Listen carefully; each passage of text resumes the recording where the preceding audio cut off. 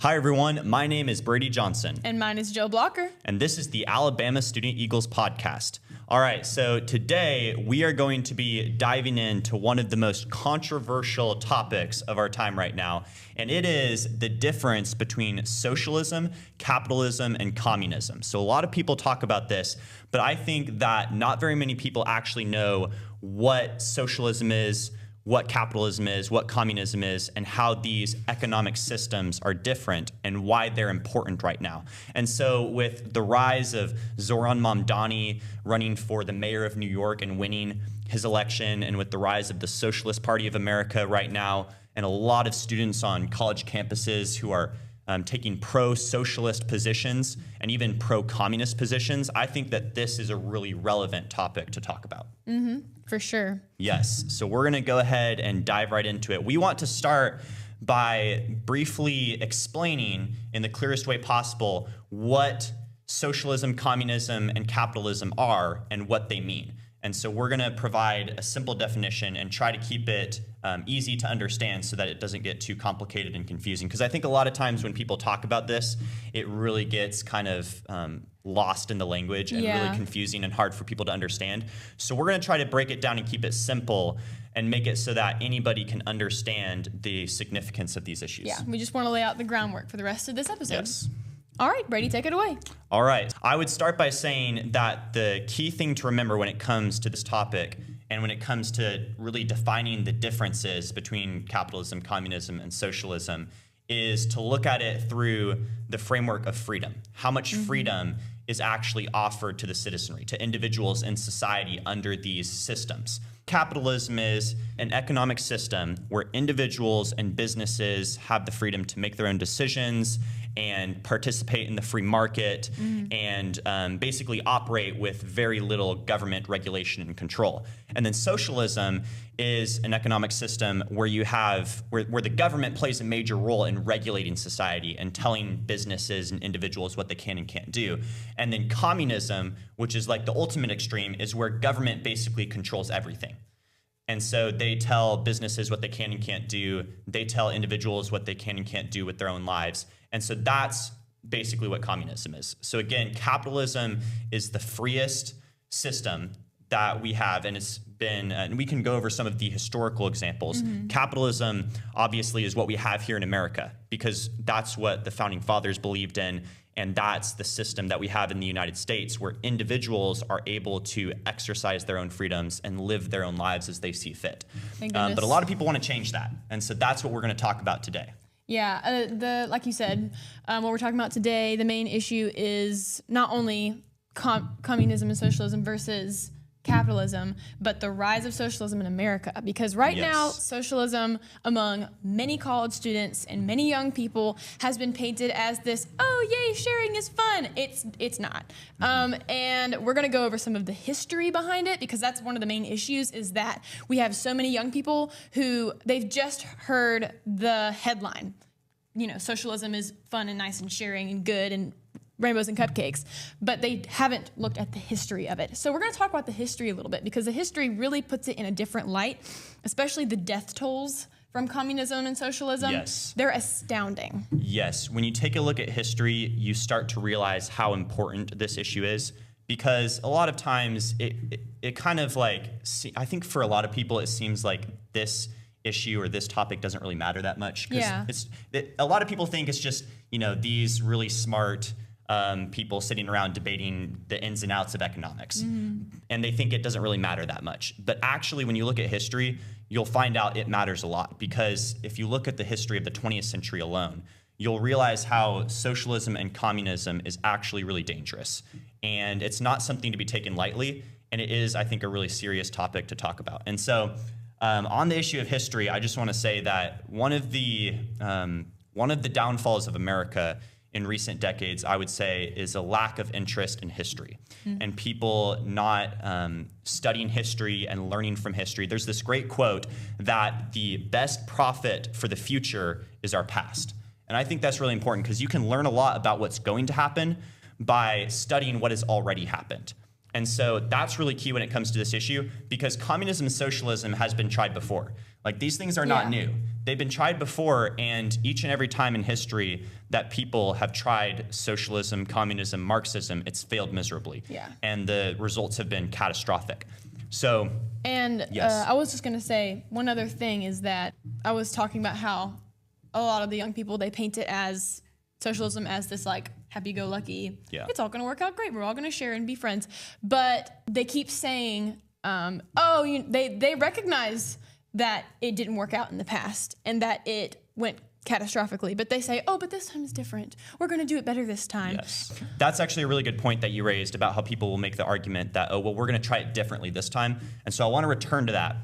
But first of all, I want to outline some of the historical examples and really bring up some numbers and data from the 20th century, which is when we really started to see this ideology of Marxism introduced on the global stage. And so it was really tried in a lot of different countries during the 20th century. Communism became very popular.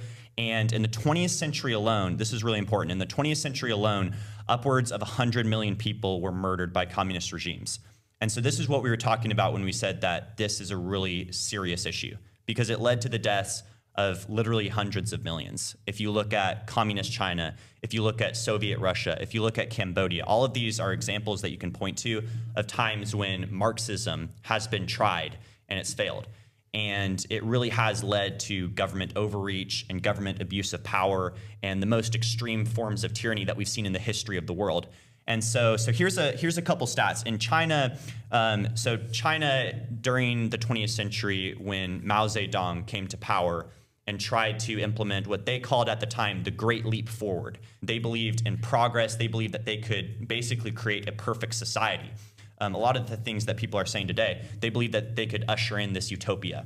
And so they wanted to, so they called it the Great Leap Forward, and a large percentage of the citizenry in China bought into it. And so they went through with these communist, totalitarian policies that were implemented. And what ended up happening is there were massive man-made famines and millions of people died. And Mao at the time murdered like all of his political opponents. It was horrible. And there was upwards of 40 million people who died in China during the Great Leap Forward alone. And so that's one example. And then another really common example that people bring up a lot is Soviet Russia. And they wanted to basically do the same thing. They wanted to implement this system where everything could be shared equally, and they wanted to take wealth away from the rich landowners and give it to the poor. That was their idea. That was how they got the people in Russia to agree to it. They said, we're going to take money away, we're going to take wealth and land away from these rich landowners and give it to the people. But that ended up not working either. And there was, I've heard some estimates of like 20 million people were murdered by Soviet Russia during the 20th century. What ends up happening in socialism is that the government ends up making decisions for people instead of people making decisions for themselves. And oftentimes the government solutions don't work out that well. And I think a lot of people could agree with that, because we've seen, like, again, many examples from history that show that. But anyway, those are a few examples from history that really demonstrate why this issue is so important. Because again, more than 100 million deaths caused by communism and socialism alone in the 20th century. So this is definitely a really important issue, and it really makes me concerned for our future as a nation that we have so many people who are adopting this socialist worldview. Yeah, and just completely ignoring the number 100 million. Yes. So I think it's definitely scary, and it's definitely concerning that so many people are adopting this worldview and taking up the cause of socialism after it's been tried and failed so many times in history. But it's also interesting to try to understand, like, why are people doing that? Why is it that people keep on going back to these ideas? Why is it that socialism is so appealing, especially to young people of our generation? So I have a few thoughts on that, but I wanted to throw it to you and see if you had any thoughts on why it is that socialism is so appealing. Well, definitely the number one thing is the utopia image of it all. Yes. That makes it seem like it's so glamorous. This idea that, you'll have everything you want and you won't have to pay for it and it'll all just be given to you. It's definitely the most appealing part of all of it. But somehow it's just become so easy for people in our generation to ignore, like I said, the number 100 million. Like, I just don't understand it. How can you trade this utopia idea for a stat like that. I just don't understand.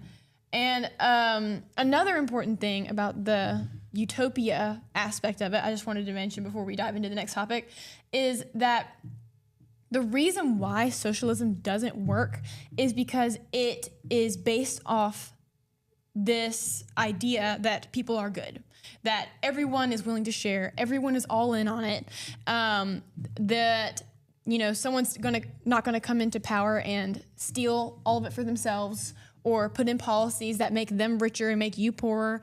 But the truth of the matter is that people aren't good. Not everyone is going to want to share, especially people in power. And that's what we see, what really takes that utopia and destroys it. It's what makes socialism such a bad thing, is that the people in power, they take that like I said, the power, and they let it corrupt them. Yeah. Yes, I have a lot of reactions to that. So that's a really good point that you brought up, I think, about how socialism and communism, you could say, is predicated on a very optimistic view of human nature. Yeah. Which is what you were getting at, which is that people who are pro-socialist think that everybody will just be happy to work hard in society and share what they earn with everybody else. And that's the ideal. That's how they think we can create a perfect world. We can basically usher in this utopia, like I said earlier. I think it should just be said that every time in history that human beings have tried to create a heaven on earth, the results have ended up looking a lot more like hell. True. That's a good point. Yeah, that's been the results every time that people have tried to create for themselves a utopia. And the reason is because human nature actually isn't all that good. It's really not. And that when it comes down to it, socialism, the reason that socialism is a problem is because human nature itself is not. I would say the reason socialism is a problem is because it's based on a faulty view of human nature. Mm-hmm. That's really at the heart of the problem. It puts people on a pedestal that they should not be on. Because the reality is that people who can be given things for free will not work to earn those things if what they earn is just going to be taken away from them. And so I have a good analogy for this that I think a lot of students out there listening might find relevant.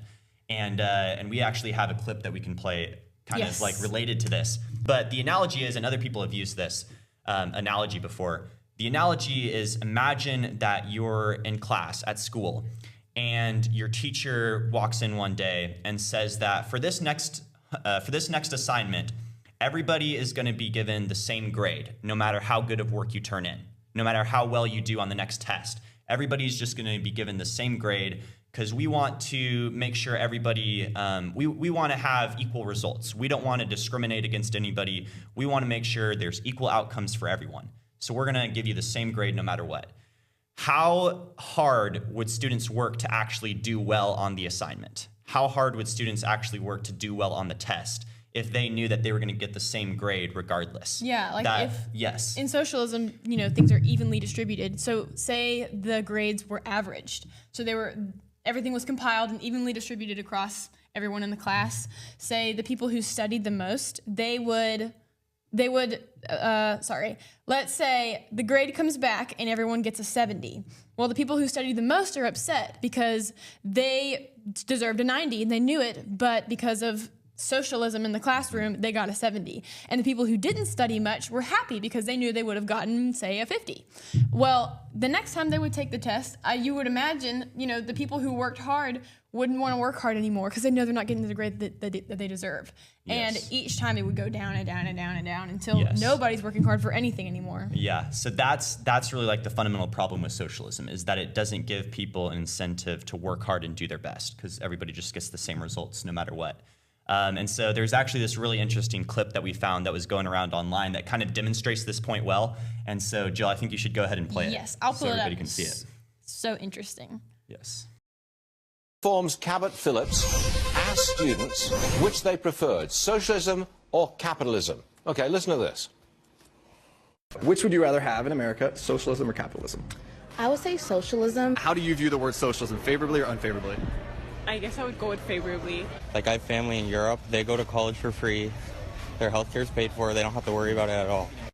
Oh, lucky you, youngster. Okay, but listen to their reaction when he asked if they would be willing to share their GPA. Roll that tape. So on campus, if there's a GPA disparity where there's people at the bottom with a poor GPA, would you support a policy where people at the top spread the wealth and give that GPA to people at the bottom? But isn't it about helping the less fortunate? Basically profiting off of my work for you. So who's really the bad guy here? I don't think that'd be a good idea, because then you're taking away from people that earn that grade, and what about the ones that aren't really working hard for their grades, so they're just going to get something they don't really deserve. Oh, and what about the people who worked hard for their money, may we ask? Well, that man on the right-hand side, that is Cabot Phillips, campusreform.org. Okay, what's the sum total of your interviews there? We spoke to about 20 people throughout the afternoon, person after person.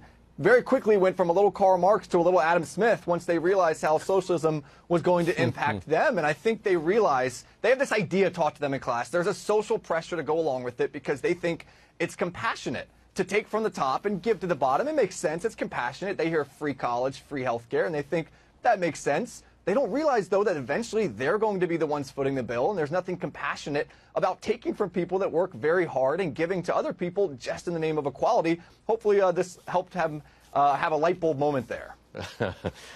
Dream on, son. But there's another story. Okay, just okay. Yes, yes. I thought that video was really good, and that demonstrates exactly the point that we were making. Yeah, it's a great display. Yeah, because everybody, even those students, like at a certain level, even they understand that you have to be rewarded for working hard, or else society just doesn't work. If you don't get rewarded for hard work, then society can't function because nobody will work hard. There's no incentive to, play a positive role in improving society. Now, I think that so I asked the question a little while ago, what are some of the appeals of socialism? Why is it that people keep on coming back to it and keep on wanting to try it again, even after it's failed?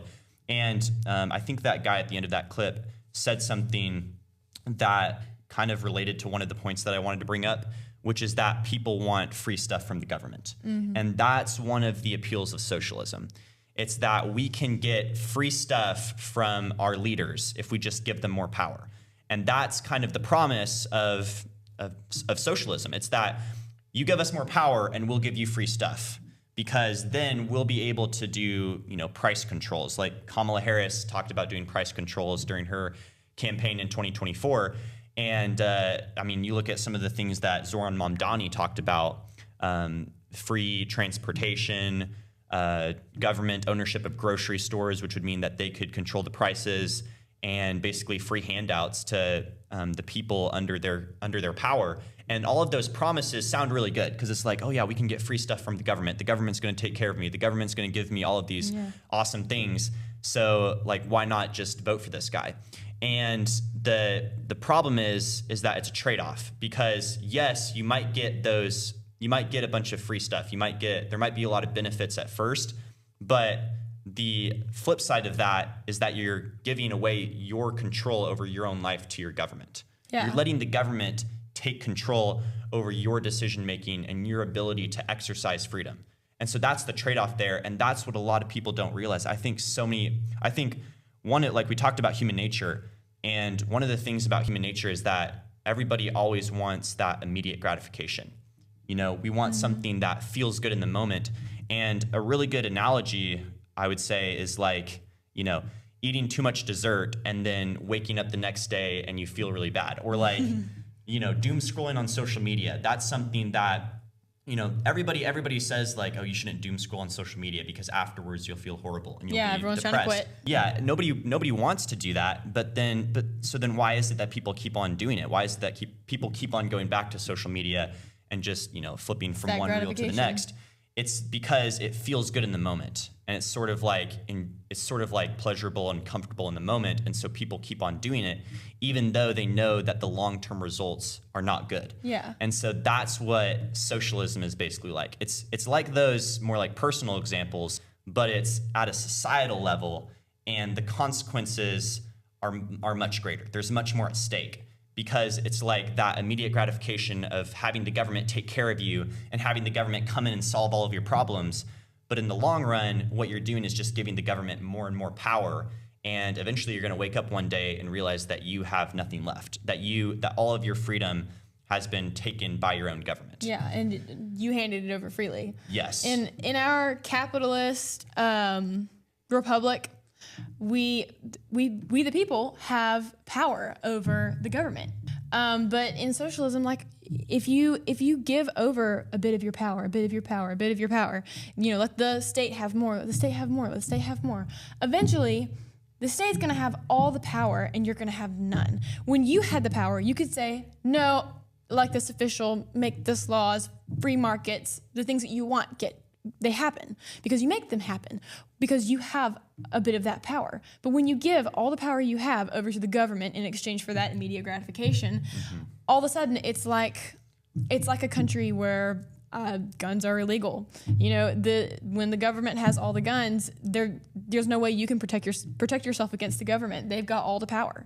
Yes. And it's the same sort of thing. When you hand over all your power like that, it's only going to hurt you in the long run. Because, like I said earlier, people are not good. They will get corrupt. Absolute power corrupts absolutely. So when you give all of your absolute power to the government, it's gonna corrupt them. Yes, and the government, it's not like you can give the government a little bit of power and then it'll stop there. Yeah. Because the government always needs more and more power. Exactly. It's like ever growing, ever expanding. So you have to draw the line at some point. And we see that in history, like the communist countries, they get all the power from the people in the countries, and then they say, now let's take over Poland, Yes. And they just keep going. They want the whole world at some point. It never happens overnight. It always is gradual, and the government slowly accumulates more power. But as soon as you give them that foothold in your life, then they're just going to keep on taking more and more. And it starts with the brainwashing. We can see it in, like I said, in universities a lot of times today. The brainwashing has begun. If you give into the brainwashing, if we let one generation give into it, that one generation is going to change America forever. We have to notice when we're being indoctrinated, notice when say your professor is pushing socialist ideals in a good way, then you've got to stand up to it and either vocally say something about it, or it just in your mind to say, that's not what I believe and I'm not going to believe that. I'm going to stand up to it. That's also a big reason why it's so important to get involved in your local communities and in your government the ways that you can, because like I said, we have socialism on the rise, and that's the only way you can fight against it is to get involved. Yes, definitely. Yeah, I think it really takes people stepping up and taking a stand. And I think once you realize how important this issue is and how it really could determine the future of America, and with the rise of all this socialism in our country, I think it should cause people to stop and think, like, hey, maybe it's time to start getting involved. Maybe it's time to start taking a stand. And I think the time is right now. I think it's important for people to get involved now and be willing to stand up to it, because it's a lot easier to stand up to the tyranny now before it has completely taken over our country than it will be, 10, 20 years down the road after the government has already taken over. Yeah. Because at that point, it's going to be too late, and the consequences of standing up and, speaking truth and standing up for what you believe in are going to be much greater. Yeah, it's like we're on a scale, and the power is tilting on our side down here, and the government has less power. They're supposed to be the servant of the people. When you give your power over, then all of a sudden, who's on the bottom now? They're weighing you down. Yes, the ultimate response to socialism, I would argue, is taking responsibility for your own life and taking responsibility for your own decisions. And it really comes down to that. It comes down to whether or not you're going to take responsibility for how you live your life or simply rely on the government to solve all of your problems. And I've talked about this before, how I think this is one of the fundamental differences between conservatism and the left, is that conservatives believe that individuals should take responsibility for their own lives and their own decisions. And the left largely believes that it's up to the government to solve society's problems. And there's a really important contrast that you can draw between Zoran Mamdani and Ronald Reagan. And Zoran Mamdani had a quote when he was giving his New York, after he won the New York mayoral race during his victory speech. He had this quote where he basically said, there's no problem that's too big for the government to solve, and there's no issue too small for the government to solve. So in other words, the government should be involved in everything. And Ronald Reagan, in his first inaugural address, he had a quote where he said that the government is not the solution to society's problems. The government is the problem. And I think that really, those two quotes sum up the difference between conservatives and the left, like I was saying. One view, the conservative view, is that the government isn't supposed to come in and solve all of your problems, but instead you should take responsibility for your own life, and you should work hard, and you should focus on making better decisions and improving your own life. Whereas the socialist view is that government can just come in and fix everything for you. And that's appealing, and that gets a lot of people on board with it because they want to feel comfortable. They want the government to take care of them. But I think that's the choice. It's, do you want to just be comfortable? Do you want to have the government take care of you? Or do you want to be free? It's not even that, because in socialism, after a very short amount of time, once they've got that foothold, once they've got that power, the comfort goes away. There's famines, there's poverty, Yes. there's, you don't own your land anymore. You can get kicked out of your house anytime. Yes. So I It's not think even worth it. yes, it really goes back to what we were talking about with like immediate gratification versus delayed gratification. You got to think about the long-term consequences. So yeah, I think that's really important. All right, so I hope that gave y'all some really good facts and arguments that you can use when debating this topic. And I hope that we really explained why this issue is relevant to our time right now and why it's more important than ever before for people to get involved and take a stand in their community. And really, change happens at the local level. That's something that I really believe in strongly, is that change starts in your own community. And it starts with taking leadership in your own circles, whether it's your friends, family, neighbors, coworkers, just people you know, people you already have connections with. You can really make a major difference in your life just by focusing on those relationships that you have with other people.